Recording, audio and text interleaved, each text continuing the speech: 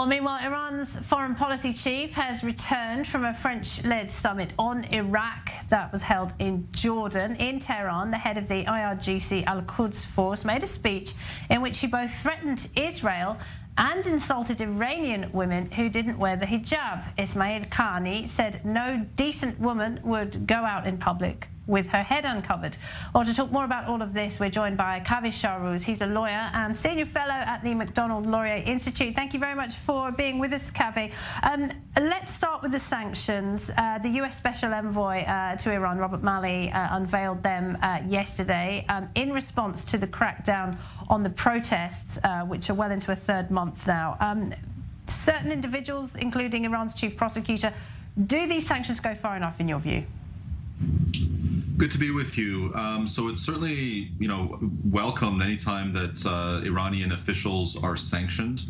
This was, very good news. But in terms of whether it goes far enough, I would say it does not for a couple of reasons. One is that, there are a lot of individuals with tie to the Iranian regime already living in the United States. I imagine American intelligence knows who they are. Those are really the key people that ought to be sanctioned in addition to the folks that have been announced.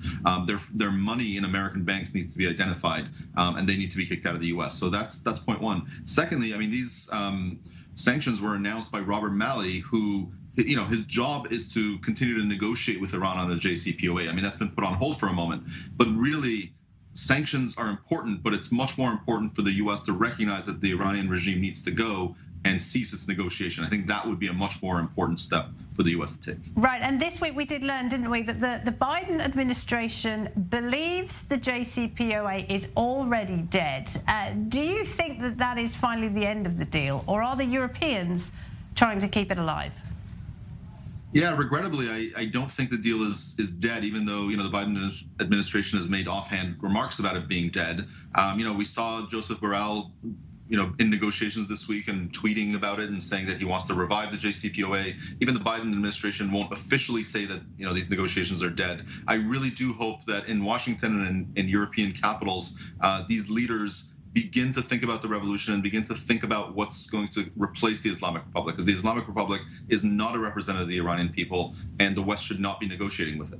And that meeting, of course, between European and Iranian officials did take place in Jordan. Iran's foreign policy chief was there to take part in a summit on stabilizing Iraq, a French-led summit. Do you think that the fact that he was there actually lends legitimacy to the Islamic regime? And was it right for President Macron to go? I really wish that President Macron had either not gone or he had ensured that the Iranians were not present. Iranians, obviously, I don't think have much to say about stabilizing Iraq. They've been the main source of the absence of stability there. President Macron met a month ago with Iranian dissidents and gave them his word, that he would support our movement, that he would try to isolate Iran diplomatically. So it was surprising and I would say disappointing to see him at a summit where there was an Iranian presence and he was pictured with the Iranian foreign minister. It was a disappointing turn of events, I must say. I want to ask you about the comments that I referred to earlier, made by Qasem Soleimani's successor, Ismail Qani. He didn't reference the protests directly, did he? But he did talk about the mandatory hijab. What do you read into that? Well, I think, these protests have certainly got their attention, even though they're not talking about it. But ultimately, there was no concession from him on the hijab issue, which has been, which was the spark that led to this uprising. I think what it tells you is that the Iranian regime's misogyny is part of its DNA. It's part and parcel of this regime, and there's no way that it can do away with the misogyny and still stand as it is. So much of the reporting that you heard in the Western press a few weeks ago about Iran disbanding its morality police and so on, it's false, and its leaders fundamentally believe in the misogyny and the gender apartheid that this regime has imposed for 40 years. And when it comes to the protests, we have, of course, seen a brutal crackdown. We've talked about that a lot on this show. We've seen public executions. Many prisoners are on death row. Do you think that this brutal response is giving protesters second thought? Do you think it might be losing momentum? Well, I think the protests have quieted down, at least as far as I know. I don't see quite as much footage of people out in the streets anymore. But I don't think it's because people are afraid.